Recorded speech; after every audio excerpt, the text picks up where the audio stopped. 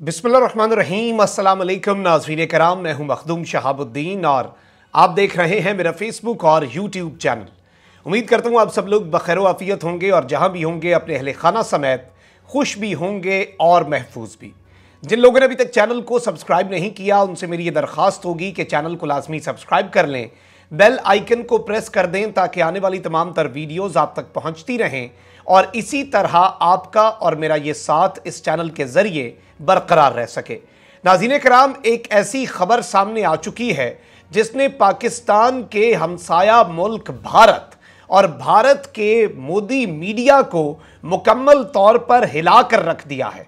और अब बात J-10C तैयारों से भी बहुत आगे बढ़ गई है और अब मामला कुछ इस तरह का हो चुका है कि भारत के तमाम तर शहर, भारत के तमाम तर अहम तरीन मकामात जो हैं वो पाकिस्तान की अफवाज के निशाने पर आ चुके हैं और आलमी जरीदों ने अपनी रिपोर्ट शाया की हैं और ये रिपोर्ट्स किसी भी बिजली से कम नहीं हैं जो कि भारतीय सरकार पर गिरी हैं, क्योंकि जो अल्फाज इस्तेमाल किए गए हैं कि पाकिस्तान अब चाहे तो एक लम्हे में भारतीय शहरों को जमीन बोस कर सकता है, उन्हें डिवास्टेट कर सकता है, वहां पर तारीखी तबाही मचा सकता है, तो यह कहना गलत नहीं होगा। और यही अल्फाज हैं आलमी जरीदों की रिपोर्ट्स के और मैं वो रिपोर्ट्स भी आपके सामने चलवाऊंगा।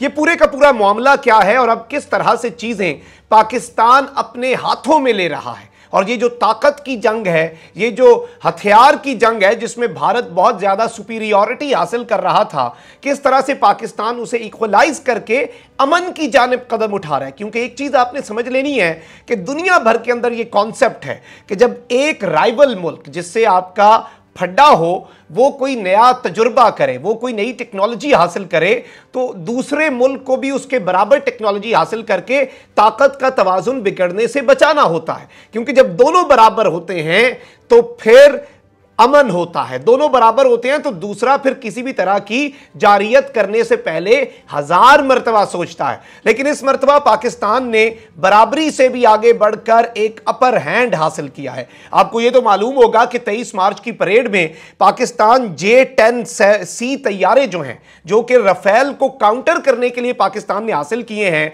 वो तो पाकिस्तान अनवेल कर ही रहा है। और 23 मार्च की परेड जो कि तारीखी परेड होने वाली है, जिससे एक दिन पहले 22 मार्च को OIC के तमाम तर वज़राए खारजा एक मरतबा फिर पाकिस्तान आ रहे हैं, वो 23 मार्च की परेड में भी बैठेंगे। शहजादा मोहम्मद बिन सलमान को चीफ गेस्ट बुलाने के हवाले से कुछ चीज़ें इस वक्त चल रही हैं और इस हवाले से भी अच्छी खबर आ सकती है उसी परेड के दौरान। और आपके सामने ये पुरानी खबर भी होगी, ये तकरीबन 3 हफ्ते पहले खुशखबरी आई थी। Minister, Pakistan bought Chinese J-10 jets to counter India's Rafales. और इसके साथ साथ पूरे के पूरे इंटरनेशनल मीडिया ने इस हवाले से confirmations the.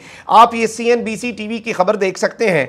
Pakistan gets 25 Chinese J-10C fighter jets, here's how they stack up against India's Rafale. Bharat के रफेल के खिलाफ किस तरह से पाकिस्तान के J-10C तैयारे अब उसका मुकाबला करेंगे। इसके साथ वॉइस ऑफ अमेरिका ने भी इसे यही टर्म किया, Pakistan confirms buying Chinese jets to counter India's Rafale aircraft. यानी कि इसे पूरी दुनिया का मीडिया, जो पहली खबर थी वो फोर्ब्स की थी, फोर्ब्स मैगजीन ने भी इसे इंडिया का मुकाबला करने वाला पाकिस्तान का जेट कहा।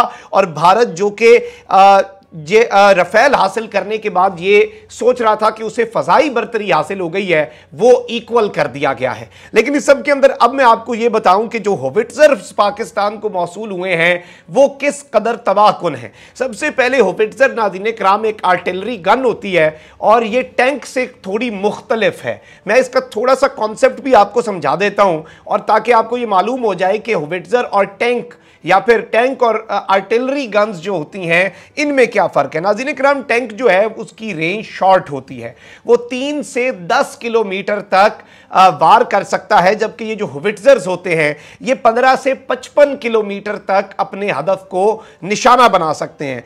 अब चूंकि टैंक की रेंज है 3 से 10 किलोमीटर, टैंक ने आगे जाकर ही हमला करना है, दुश्मन के सामने जाकर ही, इसलिए इसका आर्मर, इसे बख्तर बंद बनाया जाता है। इसके आर्मर की शीट्स बड़ी मोटी होती हैं और ये बहुत हैवी होता है।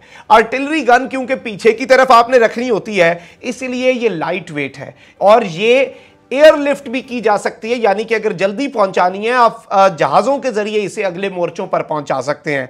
और इनके ऊपर गन्स की अगर बात की जाए, मैं ओवरऑल वर्ल्ड वाइड आपको बता रहा हूं कि टैंक के ऊपर मैक्सिमम 130 मिलीमीटर गन और होविट्जर के ऊपर 155 मिलीमीटर गन्स जो है वो लगाई जाती हैं। इसके साथ साथ इनकी स्पीड्स का भी फर्क है।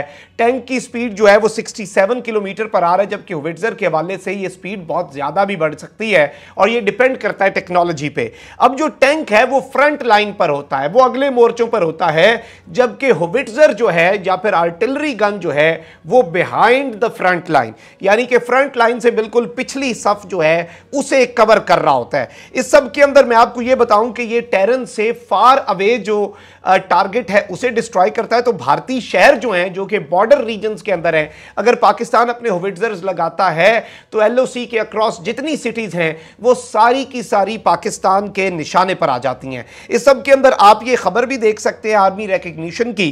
Pakistan receives first Chinese made SH-15 155 millimetre self propelled howitzers. ये 3 दिन पहले खबर आई नाज़रीन कराम कि पाकिस्तान को चाइना के बनाए गए SH-15 जो कि 155 मिलीमीटर की गन जो होती है उसके साथ कर सकते हैं, इंटीग्रेटेड हैं, सेल्फ प्रोपेल्ड होविट्जर्स जो हैं वो मिल चुके हैं। अब होविट्जर्स पाकिस्तान के लिए पाकिस्तान के जो मुखालफीन हैं उनके लिए खतरनाक किस कदर हैं, कितने अहम हैं, उस हवाले से मैं आपको इंडिया के ही न्यूज़ चैनल की एक रिपोर्ट दिखाऊंगा। आपको याद होगा भारतीय पंजाब में नरेंद्र मोदी का एक दौरा हुआ, उस दौरे के अंदर नरेंद्र मोदी एक फ्लाईओवर के ऊपर फंस गए।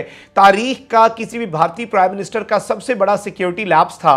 चंद मिनटों तक वहां पर पूरे का पूरा निजाम मफलूज होकर रह गया और वो भारतीय पंजाब क्योंकि पाकिस्तान के साथ बॉर्डर रीजन्स में है। आप ये नाज़रीन कराम देख सकते हैं Indian media news room post की खबर, PM Modi was within the range of Pakistan's artillery when he was on the flyover. Congress leader Manish Tiwari ने कहा कि PM मोदी पाकिस्तान के आर्टिलरी, पाकिस्तान के होविट्जर्स जो हैं उनकी रेंज में था जब वो फ्लाईओवर के ऊपर था। पाकिस्तान का आर्टिलरी गन से फायर हो सकता था, उससे असला गोला बारूद मारा जा सकता था और ये इतना बड़ा सिक्योरिटी लैप्स था। तो आप अंदाजा कर सकते हैं कि ये होविट्जर्स होना कितनी बड़ी चीज़ है। अब इस सब के अंदर जो खबर सामने आ रही है नाज़रीन कराम कि इस वक्त हिंदुस्तान टाइम्स ने भी यही खबर दी, मैं आपको पढ़ के सुना देता हूं।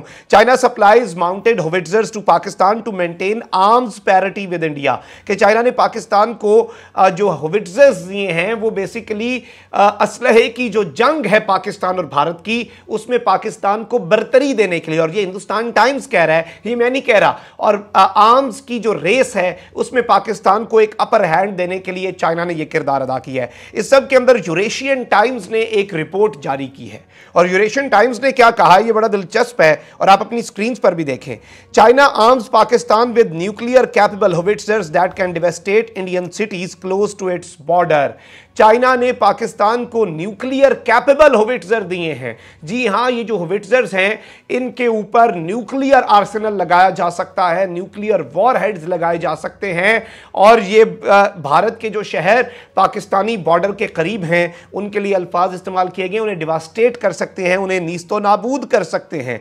और इस सब के अंदर कहा गया है कि Beijing has supplied cutting edge equipment to Islamabad which many experts see as a strategy to keep New Delhi occupied and diverted. Nai Delhi जो है वो डाइवर्टेड भी रहेगा, ऑक्यूपाइड भी रहेगा इस नई और तबाहकुन चाइना की कटिंग एज टेक्नोलॉजी से जो कि पाकिस्तान के हाथ लग चुकी है। और इस सब के अंदर कहा गया है कि सक्सेसफुल डिप्लॉयमेंट इन लद्दाख, इंडियन आर्मी जो है वो भी अपने होविट्जर्स वहां पर लगा रही है, लेकिन पाकिस्तान आर्मी जो करंटली M109A5 होविट्जर्स जो हैं वो इस्तेमाल कर रही है, जो कि अमेरिका के बनाए गए थे। लेकिन अब ये मुकम्मल तौर पर सारे का सारा मामला अपग्रेड हो जाएगा और यूरेशियन टाइम्स की रिपोर्ट के मुताबिक नाज़रीन कराम ये न्यूक्लियर वेपन्स लगाने के कैपेबल होविट्जर्स पाकिस्तान के हाथ लग चुके हैं। और इस सब के अंदर ये बाकायदा तौर पर पाकिस्तान की इंटरनेशनल डिफेंस एग्जीबिशन का सेमिनार जो है उसमें पाकिस्तान ने इन्हें अनवेल भी किया और अब इससे ताकत के तवाजुन में पाकिस्तान को